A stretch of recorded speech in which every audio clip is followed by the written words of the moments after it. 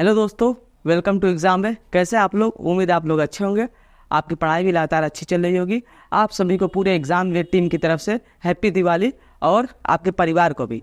आप कंटिन्यू पढ़ाई करते रहिए, आप अच्छे से पढ़ाई करते रहिए, जिससे क्या हो, आप अगले साल अगर दिवाली मनाए तो नौकरी के साथ दिवाली मनाए। अब हम लोग आज नए चैप्टर को शुरू करेंगे। नए चैप्टर में हम लोग पढ़ेंगे द्विघात समीकरण और रैखिक समीकरण से जुड़े हुए टॉपिक को आज हम लोग शुरू करते हैं। सबसे पहले शुरू करते हैं हम लोग द्विघात समीकरण।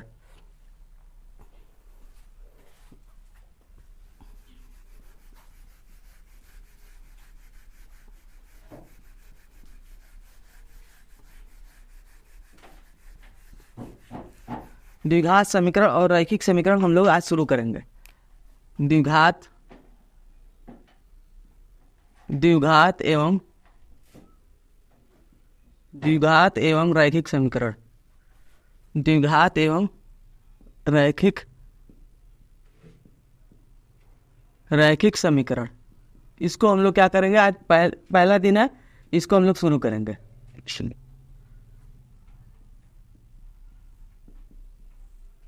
द्विघात एवं रैखिक समीकरण को हम लोग शुरू करेंगे। इसमें हम लोग सबसे पहले क्या पढ़ना होता है? द्विघात समीकरण पढ़ेंगे। द्विघात समीकरण में क्या क्या होता है उसको हम लोग सीखेंगे, और उसके बाद हम लोग क्या सीखेंगे? रैखिक समीकरणों को हम लोग कैसे सॉल्व करते हैं उसको हम लोग सीखेंगे। सबसे पहले हम लोग ये सीखेंगे कि जैसे जैसे क्या होता है, द्विघात समीकरण में चर पद होते हैं। क्या होता है? चर पद होते हैं। जो चर पद होते हैं उनको कैसे किया जाता है, उसका मान कैसे निकाला जाता है, उसको हम लोग सीखते हैं।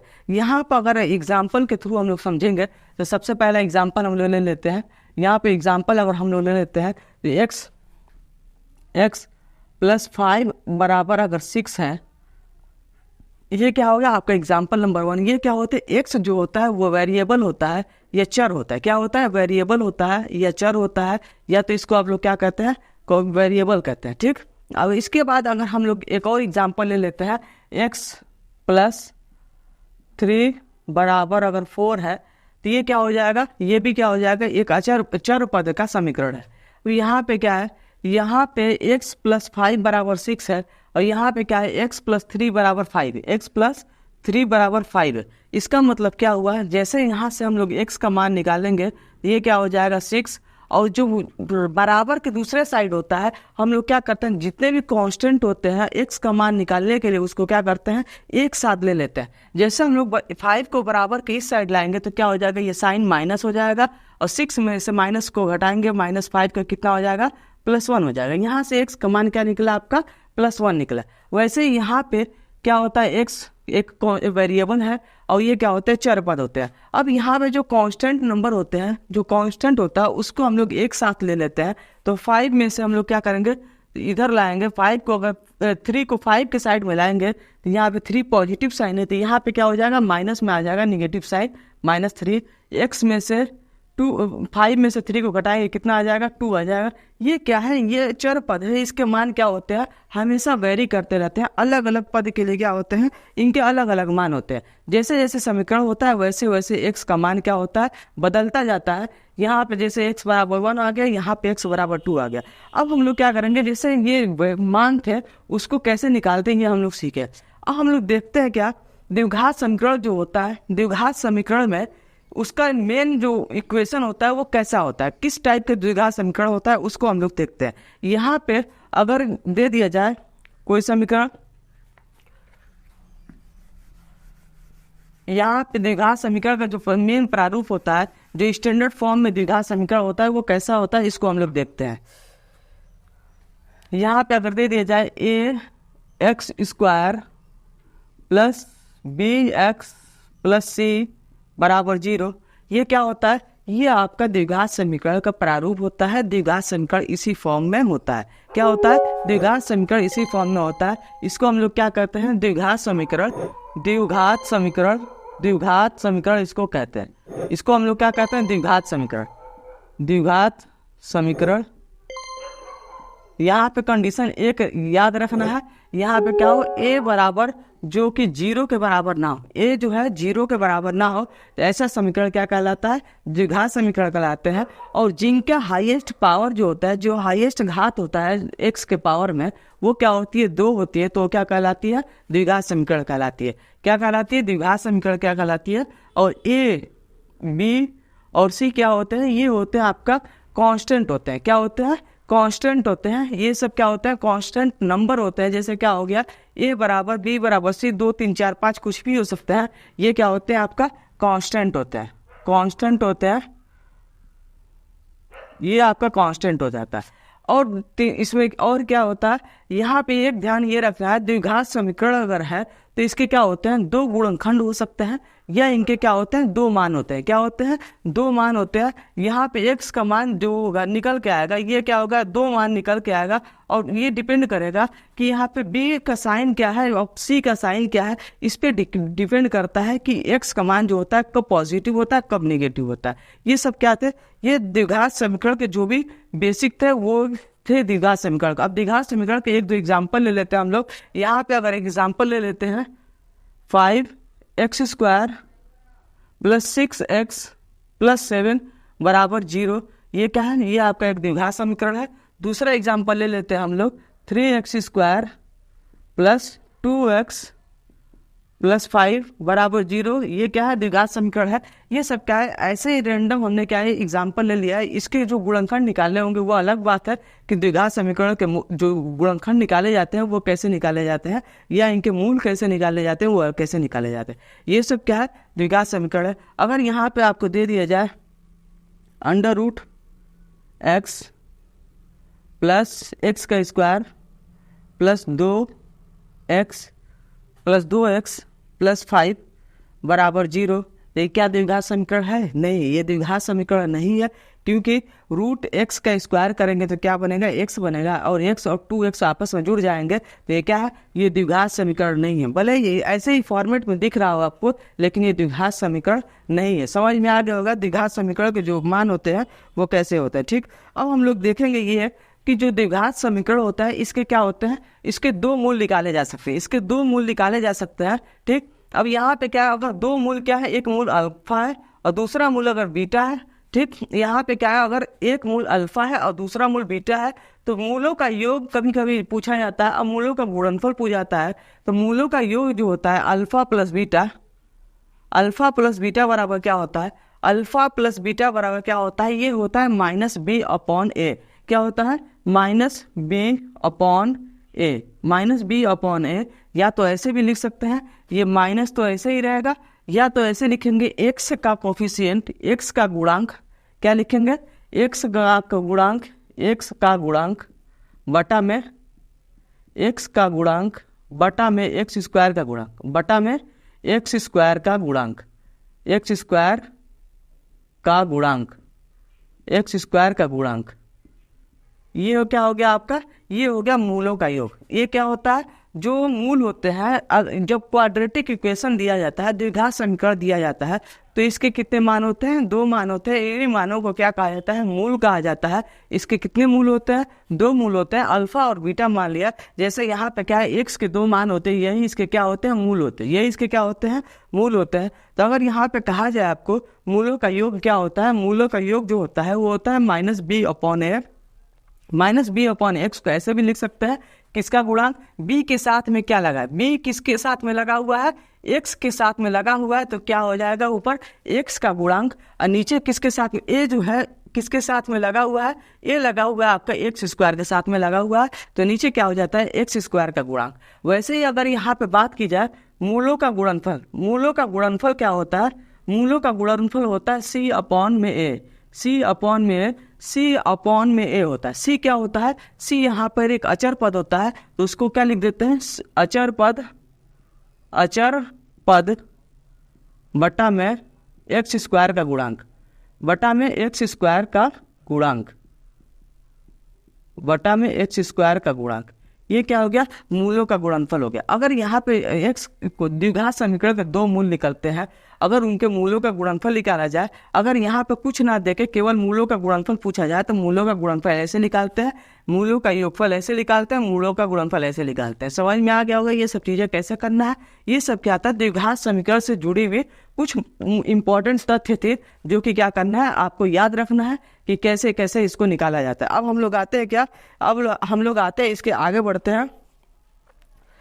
इसमें क्या होता है, जब द्विघात समीकरण होते हैं तो इसमें क्या होता है, जैसे देखो क्या होता है, जब किसी भी द्विघात समीकरण का मान का निकालते हैं हम लोग, अगर वो मान 0 के बराबर दिया होता है तो क्या होता है, जैसे देखो x-2 और x-3 बराबर अगर 0 है, मतलब क्या है, दो वेरिएबल का गुणा करने पर अगर 0 आता है तो इसका मतलब क्या हुआ, या तो x-2 बराबर 0 होगा या फिर x-3 बराबर 0 होगा। मतलब क्या है कि कोई ना कोई मान एक 0 होगा, तो ये क्या होता है, मान निकल के आता है x बराबर 2 और x बराबर 3।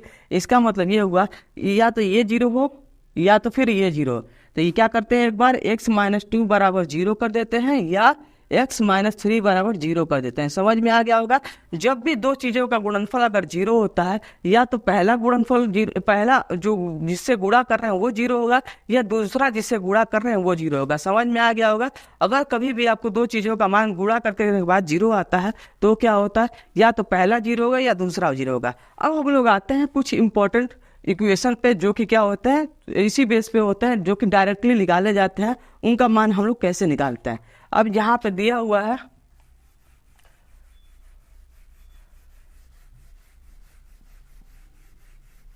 यहाँ पे आपका दिया हुआ है जैसे x² बराबर k के रूप वाले समीकरण।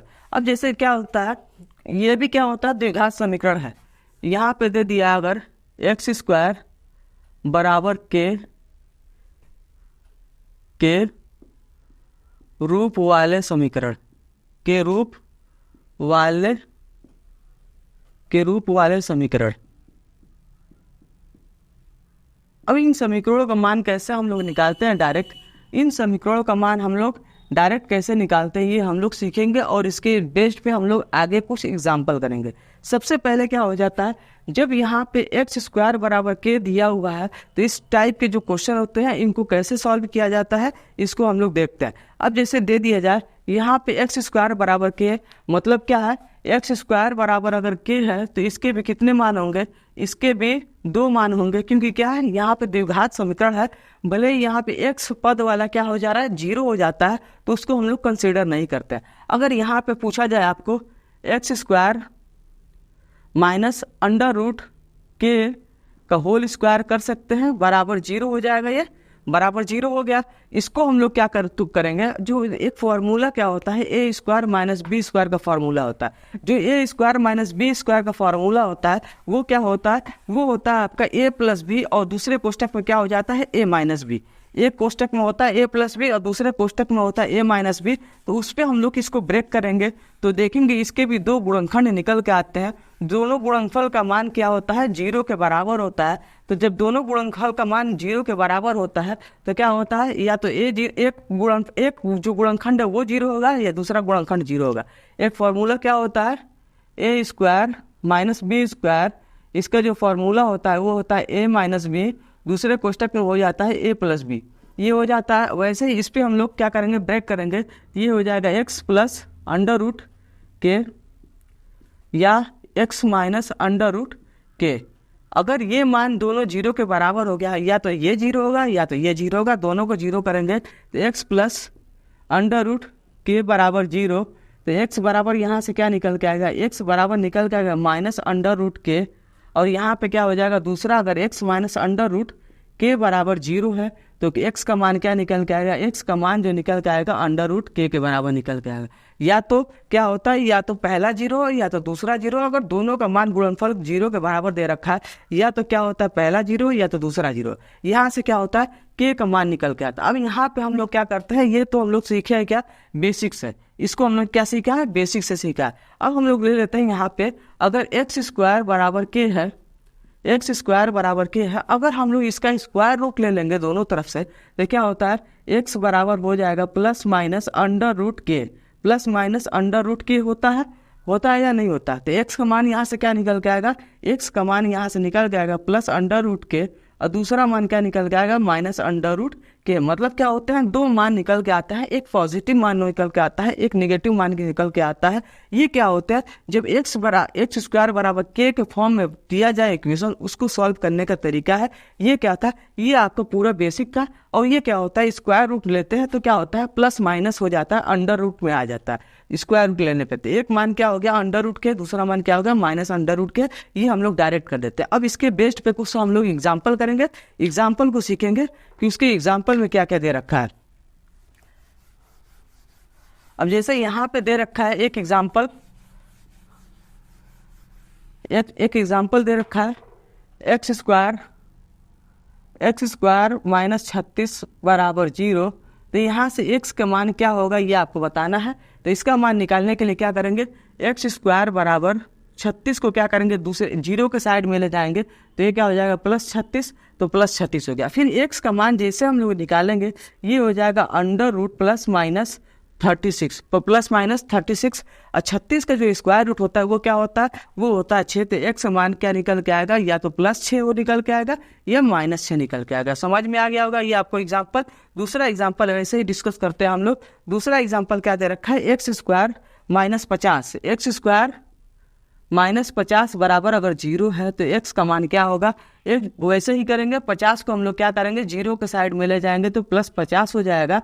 और जैसे ही हम लोग स्क्वायर रूट लेंगे तो ये क्या हो जाएगा, x बराबर हो जाएगा plus minus under root 50। Plus minus under root 50 का मतलब क्या हो जाता है, 5 अंडर रूट 2 हो जाता है। 50 में क्या हो जाता है, 25 का 2 से हम लोग गुणा करते हैं तो क्या हो जाता है 50 बनता है। तो 50 का मतलब क्या हो गया, 5 अंडर रूट 2। तो x का मतलब क्या निकल के आएगा, x का मान आपका निकल के आएगा 5 अंडर रूट 2, और दूसरा मान क्या निकल आएगा -5 अंडर रूट 2। ये दोनों मान आपकी क्या है, x का मान निकल के आए। वैसे ही हम लोग एक और एग्जाम्पल डिस्कस करते हैं जिसमें वैसे ही x का मान निकालना है। ये क्या होता है, कभी कभी डायरेक्ट आपको एग्जाम में पूछ दिया जाता है एक्स स्क्वायर बराबर इतना, तो x का मान क्या होगा इसको आपको बताना होता है। सबसे पहले हम लोग देखते हैं, अगर यहाँ पे तीसरा एग्जाम्पल एक्स स्क्वायर माइनस 64 अगर ये बराबर 0 के है तो x का मान क्या होगा इसको आपको बताना है।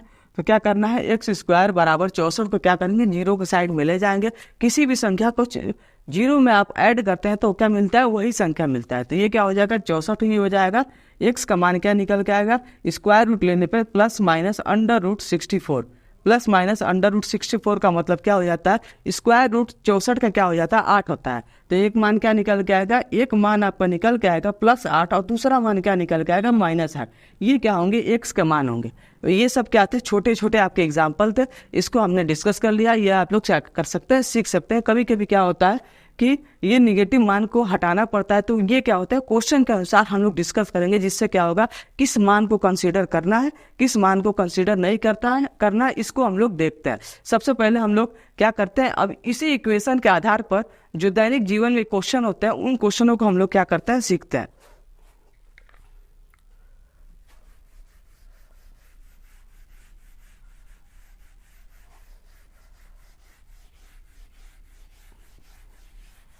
अब क्वेश्चन नंबर 1 को हम लोग सबसे पहले डिस्कस करते हैं।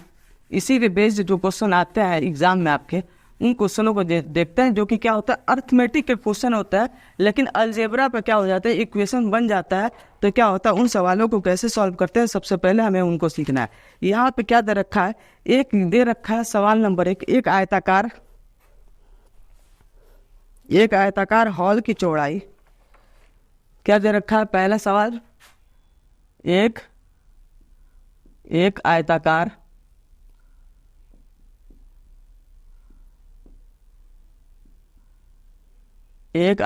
हॉल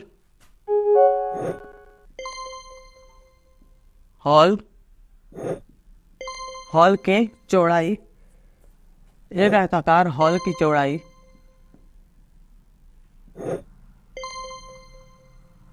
की चौड़ाई उसकी लंबाई का 3/4 है। उसकी लंबाई का 3/4 है। एक आयताकार हॉल की चौड़ाई उसकी लंबाई का 3/4 है, जबकि फर्श का क्षेत्रफल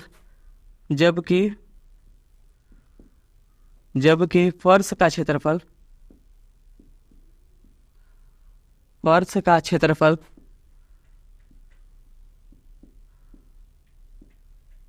वर्ष का क्षेत्रफल 768 सेंटीमीटर स्क्वायर दे रखा है।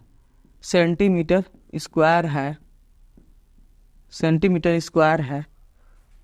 तो हॉल की चौड़ाई ज्ञात कीजिए। तो हॉल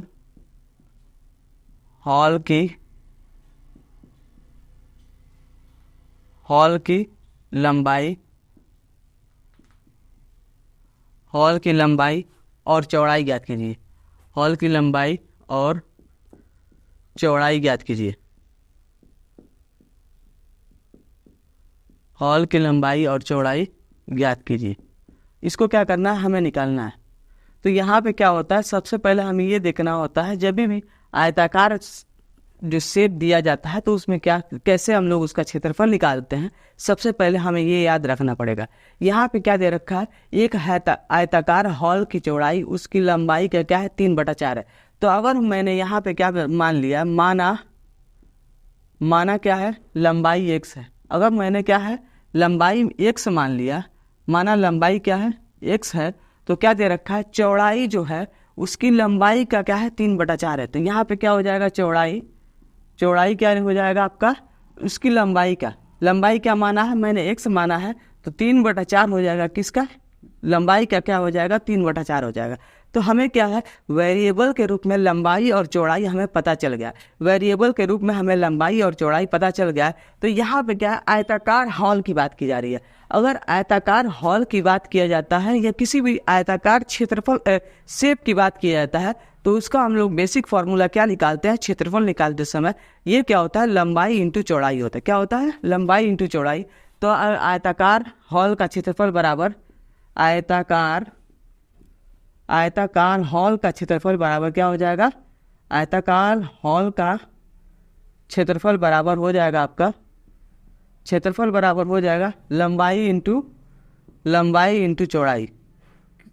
आयताकार जो होल शेप होता है उसका हम लोग क्षेत्रफल कैसे निकालते हैं, लंबाई इंटू चौड़ाई से निकालते हैं। ये क्या हो जाएगा, लंबाई इंटू चौड़ाई। अब यहाँ पे क्या दे रखा है, यहाँ पे दे रखा है आपका क्षेत्रफल दे रखा है 768। अगर क्षेत्रफल दे रखा है 768, ये किसके बराबर है, लंबाई। अब यहाँ से देखेंगे लंबाई हमने कितना माना है, x माना है, और चौड़ाई कितना माना है, 3/4x। चौड़ाई कितना माना है, 3/4x। तो ये क्या हो गया आपका, सबसे पहले हमें ये ध्यान देखना है, इसको 3 से डिवाइड करना है। 768 को किससे डिवाइड करना है, 3 से डिवाइड करेंगे। तो इसको 3 से अगर डिवाइड करते हैं तो ये कितना हो जाएगा, 3 दूना के 6, 1 बचा है, 3 5 15 और 3 6 18। कितना हो गया, 3 6 18। समझ में आ गया होगा। देखते हैं एक बार और, 3 से इसको डिवाइड करेंगे, ये कितना होगा, 3 दूना के 6, यहाँ कितना बच गया 16, 3 5 15 और यहाँ क्या बच गया 18, 3 6 18।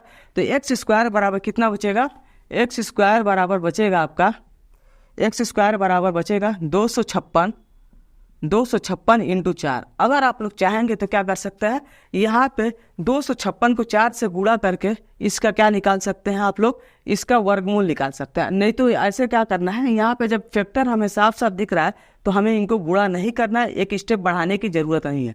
तो हमें क्या करना है, यहाँ पे डायरेक्ट हम लोग स्क्वायर रूट निकालेंगे। तो स्क्वायर रूट में क्या हो जाएगा, 256 इंटू स्क्वायर रूट किसका, 4 का। तो यहाँ पे क्या निकल के आएगा, x का मान जो निकल के आएगा, ये 256 का स्क्वायर रूट क्या होता है, 256 का स्क्वायर रूट 16 होता है। ये 16 हो गया, और 4 का स्क्वायर रूट कितना होता है, 2 होता है। ये कितना हो जाएगा, 2 हो जाएगा। अब दोनों का गुणा करेंगे तो x का मान कितना निकल के आएगा, x का मान निकल के आएगा 32। x का मान क्या निकल के आया आपका, x का मान आपका निकल के आया है 32। तो ये क्या हो जाएगा, जब 32 जो निकल के आया है, जो 32 निकल के आया है, ये क्या है, आपकी लंबाई है। तो हमने क्या निकाला है, यहाँ पे लंबाई निकाल दिया, यह आपकी लंबाई का आंसर हो गया। अब हमसे पूछा जा रहा है दूसरा स्टेप कि चौड़ाई क्या होगा। तो चौड़ाई जो है वो कितना है, चौड़ाई बराबर क्या है, चौड़ाई बराबर क्या है, वो है 3/4 इंटू लंबाई क्या है। तो लंबाई क्या माना है, x माना है।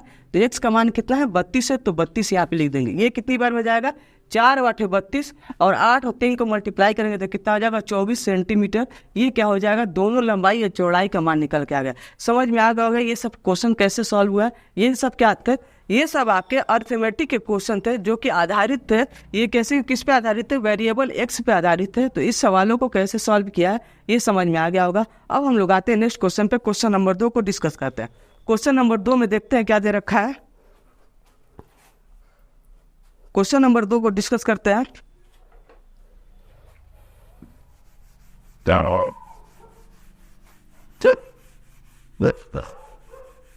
ये छोटा सा क्वेश्चन है, इसको देख लेते हैं हम लोग। एक समय क्या दे रखा है, एक वर्ग का क्षेत्रफल कितना है 10 सेंटीमीटर। एक वर्ग का क्षेत्रफल 100 सेंटीमीटर है। एक वर्ग का क्षेत्रफल, एक वर्ग का क्षेत्रफल, एक वर्ग का क्षेत्रफल 100 वर्ग सेमी, 100 वर्ग सेमी है, 100 वर्ग सेमी है। अब यहाँ से पूछा जा रहा है आपको 100 वर्ग सेमी है तो इसकी भुजा ज्ञात कीजिए। तो यहाँ पे क्या सिंपल सा सवाल है, उसकी भुजा ज्ञात कीजिए। इसको डायरेक्ट हम लोग करेंगे, उसकी भुजा ज्ञात कीजिए। अब क्या करना है, यहाँ पे भुजा ज्ञात करना। तो सबसे पहले क्या होता है, जो भी वर्गाकार शेप होता है आपका, वर्गाकार शेप का जो क्षेत्रफल होता है वो क्या होता है, वर्गाकार शेप का क्षेत्रफल जो होता है वो होता है आपका भुजा का स्क्वायर। क्या होता है, भुजा का स्क्वायर। या क्या कहते हैं, भुजा अगर कोई मान लो एक्स है तो उसका स्क्वायर हो जाएगा। यहाँ पे क्या माना है मैंने, भुजा एक्स मान लिया है तो क्या हो जाएगा, वर्गाकार जो क्षेत्र शेप होता है उसका क्षेत्रफल क्या होता है, भुजा का स्क्वायर होता है। यहाँ पे क्या दे रखा है, वर्ग का क्षेत्रफल दे रखा है। अगर मैंने मान लिया, माना वर्ग की भुजा क्या है, वर्ग का भुजा जो है वो है एक्स है। वर्ग का भुजा क्या है, एक्स है। तो इसका क्या करेंगे, एक्स मान लेंगे। तो जब भी आप लोग क्या देखेंगे, वर्गाकार जो शेप होता है तो उसका क्षेत्रफल क्या होता है, वर्ग का क्षेत्रफल क्या होता है। जब भी वर्गाकार शेप जो होता है तो वर्ग का क्षेत्रफल जो होता है, वर्ग का क्षेत्रफल बराबर जो होता है वो होता है भुजा का स्क्वायर। क्या होता है, भुजा का स्क्वायर। तो मैंने भुजा क्या माना है, एक्स माना, तो ये क्या हो जाएगा, एक्स स्क्वायर। हमें क्या दे रखा है, यहाँ पे दे रखा है वर्ग का क्षेत्रफल 100 सेंटीमीटर। यहाँ पे क्या हो जाएगा, 100 बराबर एक्स का स्क्वायर। तो अगर हमें यहाँ पे भुजा का मान निकालना है तो दोनों तरफ क्या लेना पड़ेगा, स्क्वायर रूट लेना पड़ता है। एक्स स्क्वायर बराबर क्या हो जाएगा, प्लस माइनस अंडर रूट 100।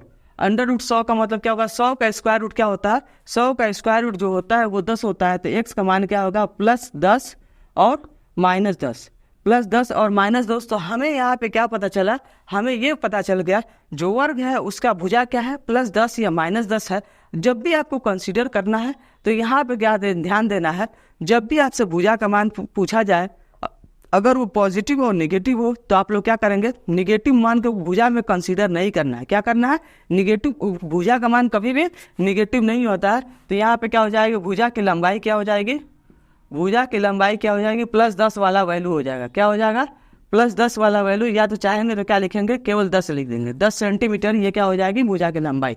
ये था आपका द्विघात समीकरण पे आधारित प्रश्न। ये स्टार्टिंग के थे, और भी आगे हम लोग क्या करेंगे और भी अच्छे से पढ़ेंगे। अगर आपको वीडियो अच्छा लग रहा है तो अपने दोस्तों को ज़्यादा से ज़्यादा शेयर करें और चैनल को सब्सक्राइब करें। Thank you.